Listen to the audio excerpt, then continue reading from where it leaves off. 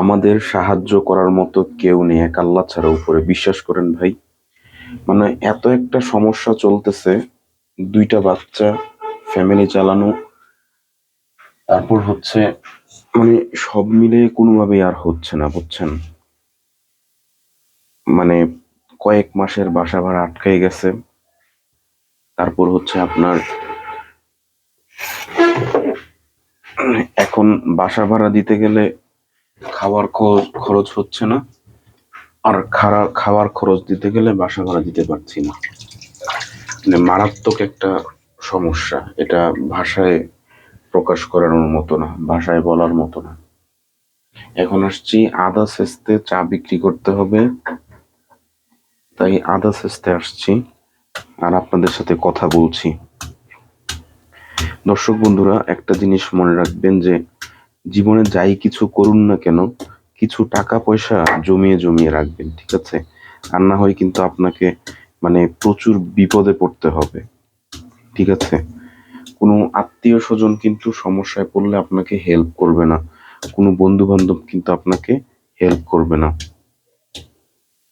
তাই আপনার হচ্ছে অবশ্যই টাকা পয়সা জমান। টাকা পয়সা না জমাইলে আপনি মানে আপনার নিজের কাছে নিজেকে অনেক অসহায় মনে হবে, অসহায়।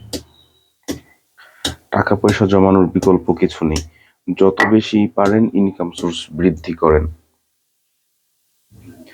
ইনকাম সোর্স বৃদ্ধি করলে ইনশাল্লাহ আপনার মানসিক যেই যন্ত্রণা সেটা অনেকটাই কমবে। আর পৃথিবীতে সবচেয়ে সত্যি কথা হচ্ছে যেটা, সেটা হচ্ছে মানে যে কোনো মানুষই আসলে কিন্তু সমস্যা ছাড়া নেই, ঠিক আছে। কোনো মানুষই আসলে সমস্যা ছাড়া নেই।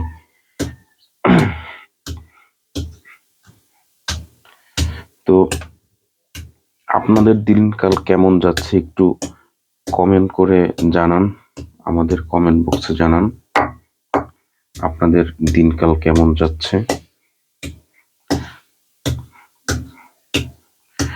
এই যে মানে প্রতিদিন সকালে উঠে উঠে আদা ছেঁচা ভাই, এটা কিন্তু খুবই বিরক্তিকর। আপনার কাছে মনে হইতে পারে যে মানে আদাই তো ছেঁচা, কিন্তু ভাই যখন আপনি প্রতিদিন সেচবেন, তারপরে অনেকগুলো করে আদা সেচবেন, তখন কিন্তু ওই কাজটা আপনার কাছে ভালো লাগবে না। তারপর আবার চা বানিয়ে এগুলো নিয়ে ঘুরে ঘুরে বিক্রি করা অনেক কঠিন একটা কাজ কিন্তু ভাই, ঠিক আছে। এটা মানে এমনি শুনতে যে কোনো কাজই মনে হয় যে অনেক সহজ, কিন্তু বাস্তবে যখন আপনি ওই কাজটা করতে যাবেন তখন কিন্তু মানে কত ধানে কত চাল